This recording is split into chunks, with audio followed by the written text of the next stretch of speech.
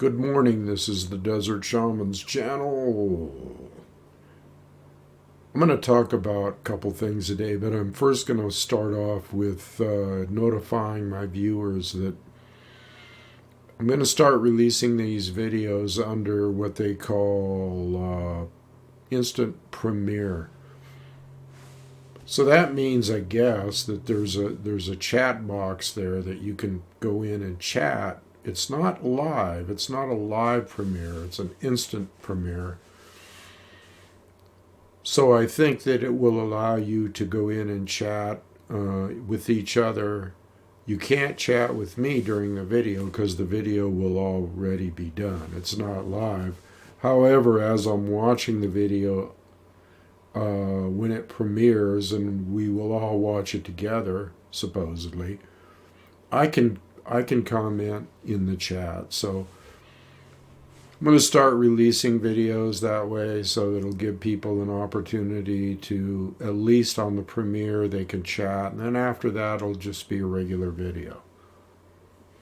Got that? Good. Now, I was saying I was going to talk about a couple of things, and you probably think that I'm forgetful or something when I said I was going to talk about Planetary Tantra. I will talk about that now. So I've talked about Tantra in the past, and I've talked about personal Tantra. In other words, I've talked about Tantra with, let's say, a male and a female, man and woman, practicing, let's say, sexual Tantra. So there's that, the raising of the consciousness through that way. And then there's just plain the definition of Tantra would be embracing everything in your life. Instead of negating everything and acting like an aesthetic, it would be embracing everything in your life and using it to facilitate the raising of your consciousness. I think that would be a simplified term of a certain kind of Tantra, or Tantra in general, Tantra yoga we're talking about here. And I've done videos on this, so you should go back, check them out. Gotta search for stuff sometimes. I've got videos on how to approach Tantra from meditation, and how to meditate, and how to move the energy around, and that's always included in the show notes, my series on consciousness raising, so you may want to delve into that. But Planetary Tantra is an extension. Okay, Planetary Tantra would be, let's say you envision having an intimate relationship or even a sexual relationship with your partner, and using that to raise your consciousness. Well, you can do the same thing with Mother Earth. You can do the same thing with Unci Maka. You can do the same thing with Sophia, which is the name of the earth energy, Mother Earth. A lot of people don't like that term, especially Christians, because they realize that it's a threat to their Father Heaven or whatever. It's funny. You wouldn't think so, but I've made comments before, and evidently Mother Earth is almost taboo in certain circles, maybe diehard fanatical Christian circles or whatever. But what you have to realize is that the reason that you're here in the first place, the reason that you were created, the reason that you were born, was through the facility of the consciousness of Mother Earth. That's what I'm trying to say here. Mother Earth. And Mother Earth is female, it's feminine, but it has a touch of the masculine in it too, just as we do. We have, both masculine and feminine, that type thing. So if you look at Mother Earth as your let's say, lover, or let's say your intimate partner, she can be. In other words, you can do your breathing, and you can do your moving of the kundalini energy, the serpent energy up the spine. You can do that with Mother Earth as well, which is very, very powerful. And just being in tune with Mother Earth is kind of a planetary tantra. Being in tune and being one with Mother Earth, which includes all of nature, which includes all the animals and birds and bees and four-leggeds and winged creatures that fly in the heavens, and the water creatures underneath the ocean, and all of the creatures that are on this earth, all the rocks, all the streams, all the mountains, all the insects, all the dirt. Everything is Unci Maka. That's the Lakota term, Unci Maka. When I speak of these things, it's to impart wisdom to you. It's to put you in the category of people that know such things, like shamans, okay? This is a shamanistic channel in every way, shape, or form. It's a wisdom keeper channel. It's a medicine man channel. It's a holy man channel. That's what it is. And you're not going to be running around all over the place looking for holy men or shamans to have advice when you can come right here. You can come right here, and my purpose is to impart wisdom and to also make you a shaman, or at least introduce you to shamanistic practices. So hang in there. Hang in there and listen, and observe and listen, and take in the knowledge. Now, when you become part of Mother Earth, when you have Tantra with Mother Earth, when you practice Tantra, I should say, when you practice Tantra with Mother Earth, you get a boost, get a connection, you get advice, you get, on psychic levels, you will receive advice, you will receive healings, you will receive all that comes with the spirits of Mother Earth. Mother Earth has all kinds of spirits. There's spirits in everything. There's spirits in the rocks. Just ask an indigenous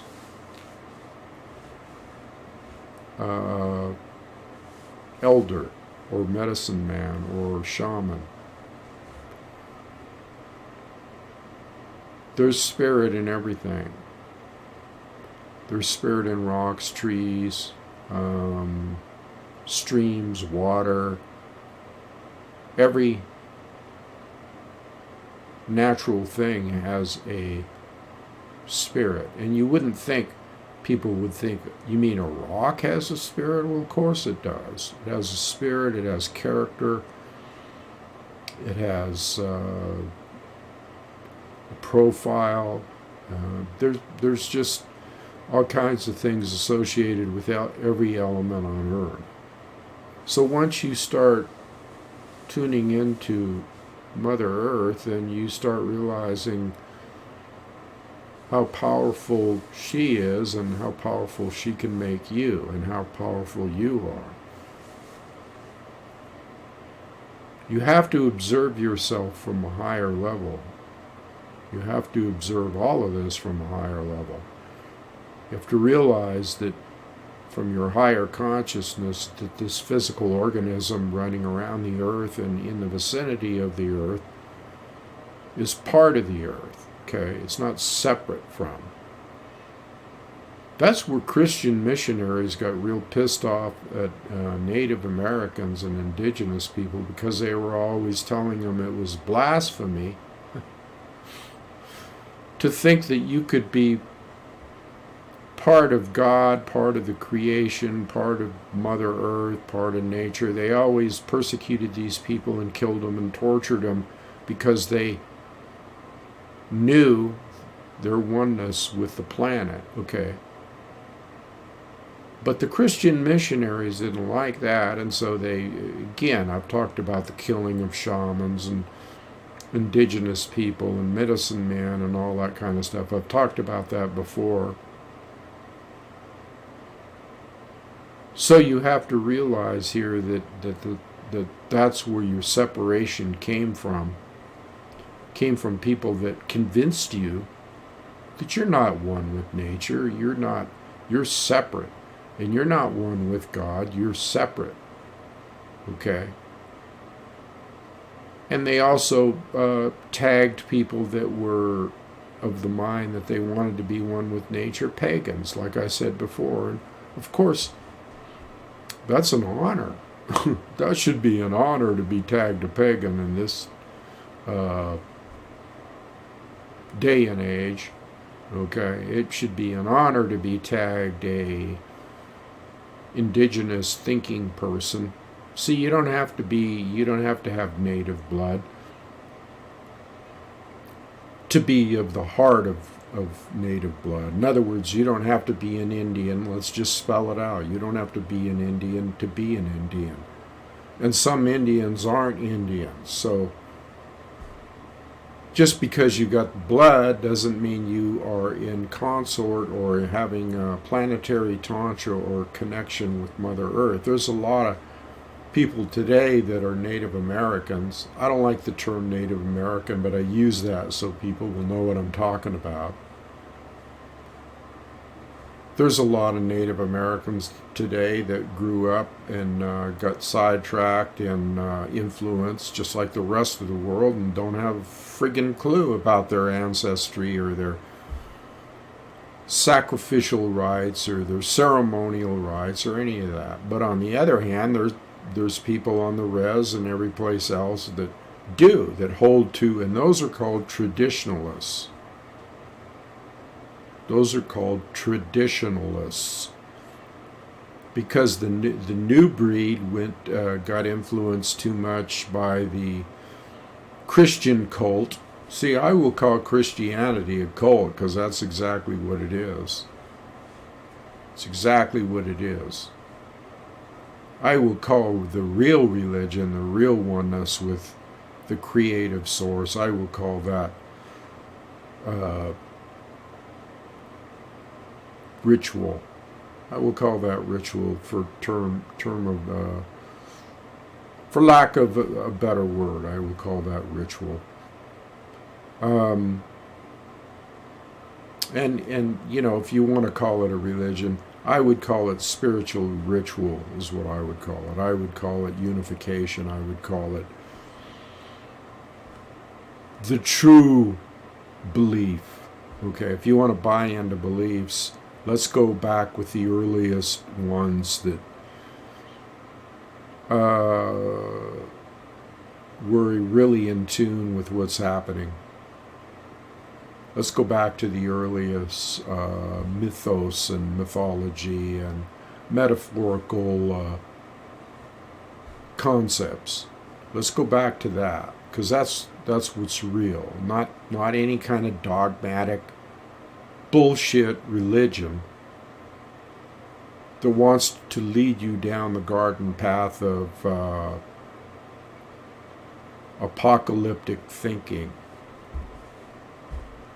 Think about how you go to your higher level, go to your awareness, and realize that, look at yourself, because the self, the I self, is different than the self. Okay, let's get that straight. The I self, who you identify as, whatever your name is, whatever your profession is, the I self is the small self. It's the ego. It's not the real you. The real you is called the self, and the self is just basically awareness. So you have awareness, and then you have the I self. You have the big self and the small self, the I self. And when you go to the big self, when you go to the awareness, you can see and heal a lot of things that are having to do with the I self, the small self. You actually can integrate. There's an integrative process, okay? What is that awareness? Well, we'll talk about that at a later date because this video is not about that. So I don't want to get into that. But I'm giving you a preview for things to come. I'm going to leave it there today. I think, I like keeping my videos shorter now. Because of people's attention span, I realize some of my listeners have a long attention span, but most of the people out there have the attention span of a gnat. Sorry to say, but that's how society has programmed them. So we'll give them small doses here and see if they can handle it. We'll give them small doses of shamanistic advice, of the advice from, let's say, an elder. Let's put it that way. Wisdom keeper. Till next time, aho.